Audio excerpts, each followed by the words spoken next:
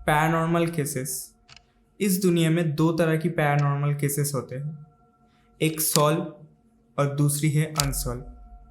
जो cases solve होती है उसमें ज़्यादा मिस्ट्री नहीं होती है, लेकिन इस दुनिया में ऐसी काफ़ी सारी केसेस है जो कि अनसॉल्व्ड है, जिसका कोई भी एक्सप्लेनेशन नहीं है। इंडिया में भी ऐसे ही बहुत सारी केसेस है जिसका कोई भी एक्सप्लेनेशन नहीं है। ऐसे ही एक केस था कुंदनबाग हॉन्टेड हाउस।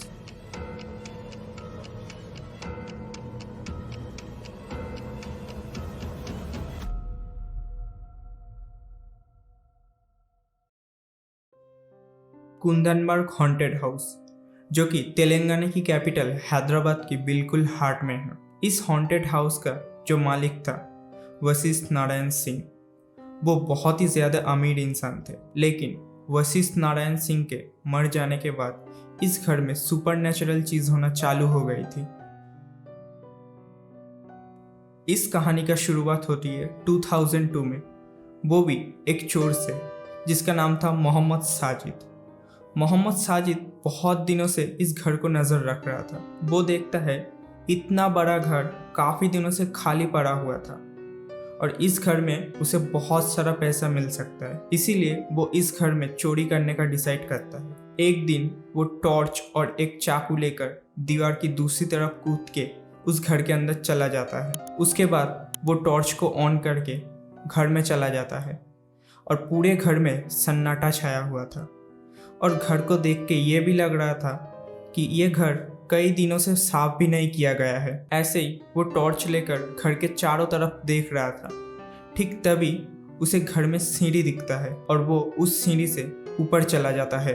ऊपर जाके वो टॉर्च से हर एक घर को देखने लगता है और देखते देखते उसे एक घर की बेड में कुछ दिखता है। जब वो टॉर्च से उस चीज़ को देखने जाता है तब वो उस चीज़ को देख के शॉक हो जाता है। उसके हाथ से टॉर्च गिर जाता है और वो बहुत ही जोर जोर से कांपने लगता है कि उसने बेड में ऐसा क्या देख लिया था कि वो इतना डर गया। उस बेड में 3 लोगों की डेड बॉडीज पड़ी हुई थी और ये चीज़ देख के वो बहुत ज़्यादा डरने लगता है और वहाँ से भागने भी लगता है। लेकिन साजिद कुछ दूर जाने के बाद रुकता है एंड सोचता है कि वो अब क्या करे। क्या वो ये बात पुलिस को बताए?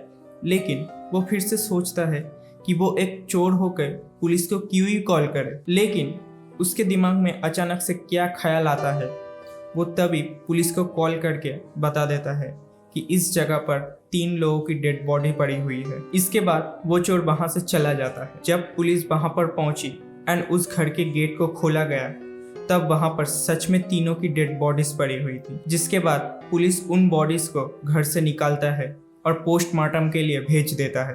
अब ये इंसिडेंट पूरे एरिया में फैल जाता है। उसी दिन रात को पुलिस उस घर में आके उस घर के इन्वेस्टिगेशन कर रहा था और वो आसपास के लोगों से भी पूछताछ करता है। इसी बीच अगले दिन उन तीनों का पोस्टमार्टम रिपोर्ट आता है। According to the postmortem report, वो बॉडीज अभी नहीं बल्कि 5 या 6 महीने पुरानी है। उन तीनों का आज से करीब 5 या 6 महीने पहले ही मौत हो चुका है। जब ये खबर पूरे एरिया में स्प्रेड हुई तब ये बात सुन के लोगों के दिमाग खराब होना शुरू हो गया। उस एरिया की लोगों ने तरह तरह की बातें बनाना शुरू कर दिया था। नाउ ऐसा क्या हुआ था उस घर में, इसको जानने के लिए हमें थोड़ा सा पहले जाना होगा। आसपास के पड़ोसी का कहना है कि उस घर में 4 लोग रहते थे, हस्बैंड, वाइफ एंड उनकी 2 बेटियां। कुछ दिन बाद हस्बैंड अचानक से उस घर को छोड़ के चला जाता है। अब उस घर में उनकी वाइफ और उनकी 2 बेटियां थी। आसपास के पड़ोसी का कहना था कि उनके वाइफ दिमागी तौर पर बीमार थी, उसे मेंटल डिसऑर्डर था। टाइम बीतने के साथ साथ उस औरत की बीमारी बढ़ने ही लग गई। फॉर दिस रीजन हस्बैंड उसको छोड़ के चला गया। इसके कुछ दिन बाद तीनों बड़े ही अजीब हरकतें करना शुरू कर देता है। लोग कहते थे कि उनके घर से काफ़ी बार बहुत ही जोर जोर से चीखने की आवाज़ आता था। काफ़ी लोगों का ये भी कहना था कि उनकी जो छोटी बेटी थी, जिसका उम्र करीब 12 साल होगा, उसको वो लोग कई बार खून की बोतल से खेलते हुए देखते हैं। कुछ लोग ये भी बताते हैं कि वो औरत कई बार एक थैली लेकर घर के आसपास घूमती थी और उस थैली से खून टपकता था। अब जब ये बात वहाँ के लोगों को पता चला कि उन लोगों को मरे हुए 6 महीने बीत चुके हैं, तब वो लोग बहुत ही हैरान थे। आसपास के लोग उन लोगों को कल ही देखे थे और उन्हें रोज ही देखा करते थे। ये तीनों बड़े ही अजीब अजीब सी हरकतें करते थे, इसीलिए पड़ोसी भी इनसे बात नहीं करता था।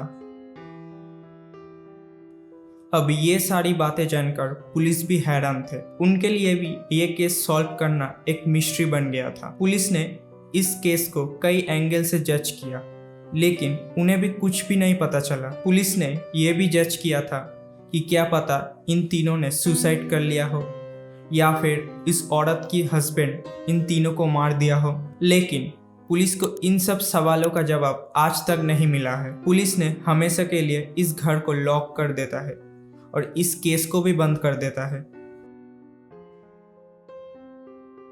आज भी बहुत सारे लोग वीडियो बनाने के लिए कुंदनबर्ग हॉन्टेड हाउस में जाते हैं और वहां पर रात में रुकते भी हैं, लेकिन हर बार तो नहीं, लेकिन कभी कभी उस घर के आसपास या फिर उस घर में कुछ ऐसा घटना हो जाता है जिसके कारण आसपास के रहने वाले पड़ोसी डर के रहते हैं। जैसे जब से उस घर में डेड बॉडीज मिली है, तब से उस घर को हॉन्टेड मानकर लोकल बिजली की विभाग ने उस घर के कनेक्शन को बंद कर देता है। लेकिन लोगों का कहना है कि फिर भी उस घर के फर्स्ट फ्लोर में लोगों को काफी बार एक बल्ब जलता हुआ दिखा है। ऐसे ही घटना जो कि कुंदनबर्ग हाउस को और हॉन्टेड बनाता है।